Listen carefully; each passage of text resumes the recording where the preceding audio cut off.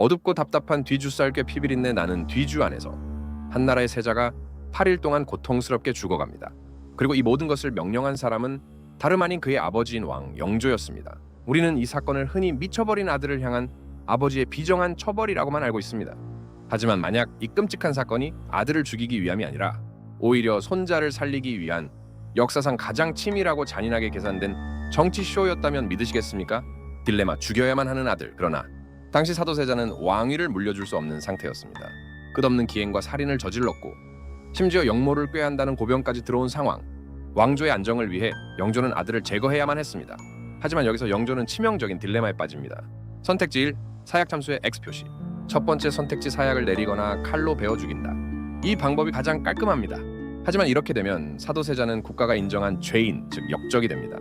그리고 조선의 법도에 따라 죄인의 아들은 왕이 될 수 없습니다.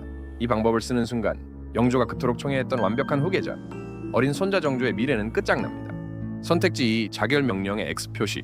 두 번째 선택지 스스로 목숨을 끊으라고 명한다. 이것이 차선책입니다. 하지만 기록에 따르면 사도세자는 그러지 못하겠다며 자결 명령을 거부합니다. 최악이자 유일한 해법, 뒤주. 죽여야 하지만 죄인으로 만들어서는 안 된다. 자결도 거부한다. 진퇴양난에 빠진 영조는 여기서 역사상 가장 끔찍하고도 가장 천재적인 묘수를 둡니다. 바로 뒤주입니다. 왜 하필 뒤주였을까요? 이것은 법적으로 사형이 아니기 때문입니다. 뒤주에 가두는 행위는 공식적인 사형 방법이 아닙니다. 이것은 버리자 훈육의 형태를 띱니다. 이 방법을 통해 영조는 완벽한 알리바이를 만들 수 있었습니다. 나는 아들에게 사형을 내린 것이 아니다. 정신 차리라고 잠시 뒤주에 가두고 훈육을 했을 뿐인데 그만 사고로 죽고 말았다. 이 얼마나 완벽한 논리입니까? 이로써 사도세자는 죄인이 아닌 사고사의 희생자가 됩니다. 그리고 그의 아들 정조는 죄인의 아들이라는 굴레에서 벗어나 완벽한 정통성을 가지고 왕위에 오를 수 있게 되는 겁니다. 비극의 진짜 이유, 너무 똑똑했던 아들. 결국 이 모든 끔찍한 연극의 진짜 주인공은 사도세자가 아니었습니다. 바로 그의 아들 훗날의 정조였습니다. 어린 시절부터 총명했던 정조의 모습. 만약 정조가 평범한 세손이었다면 영조는 다른 방법을 찾았을지도 모릅니다. 하지만 정조는 어릴 때부터 왕제를 드러낸 조선의 미래를 책임질 완벽한 후계자였습니다.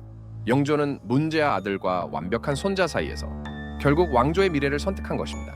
괜히 사도세자가 죽기 전 아비와 아들이 나를 죽이려 한다고 울부짖었던 것이 아닙니다. 그는 본능적으로 이 모든 비극이 자신을 뛰어넘어 아들에게로 향하는 왕위 계승의 과정임을 알고 있었던 것일지도 모릅니다. 비정한 아버지인가, 위대한 군주인가? 아들을 뒤주에 가둬 죽인 비정한 아버지. 하지만 그 끔찍한 선택 덕분에 조선 최후의 부흥기를 이끈 성군 정조가 탄생할 수 있었습니다. 영조의 선택은 과연 왕조를 위한 어쩔 수 없는 결단이었을까요? 아니면 권력에 눈이 먼 아버지의 광기였을까요? 역사는 우리에게 여전히 무거운 질문을 던지고 있습니다.